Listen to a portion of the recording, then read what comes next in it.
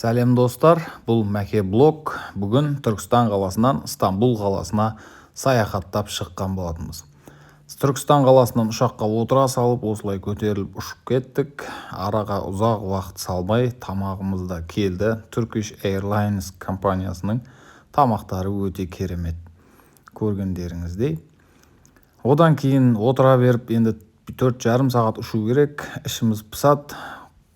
Деп экранға қарап ойнап отырамыз осылай.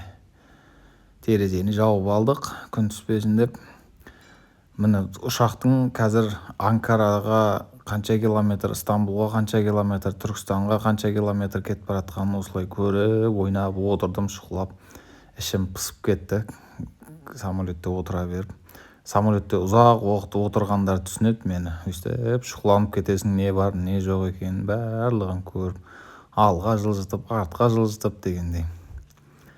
Енді қонуымызға 1 сағаттай қалған кезде тамақтан бөлек бізге тағы да бір сэндвич берді. Сэндвичтің қасында сушнягы бар. Қалаған сушнягыңды алып іше бересің. Мына осы борт серіктер бізге көмектесті, қасымызға келіп. Міне Стамбулға жақындадық, теңізден өтіп, қаланың жай ұшы көріне бастады. Осылай өстіп жатқан кезде бұлттың арасына кірдік те кеттік, өйткені 10.000 метрден уже 6.000-8.000 метрге түсіп жатқан кезде самолет осындай бұлттармен тең болады. Бұлттар кәдімгі мақта сияқты қасыңда кетіп баратады ғой. Ал енді жайлап қона бастаймыз. Самолетті қонуға осындай таймлапсты қосып қойдым. Қонғанға дейін бір шамалы қорқыныштылау болады қонатын кезде, бірақ сәтті қондық Стамбул қаласына.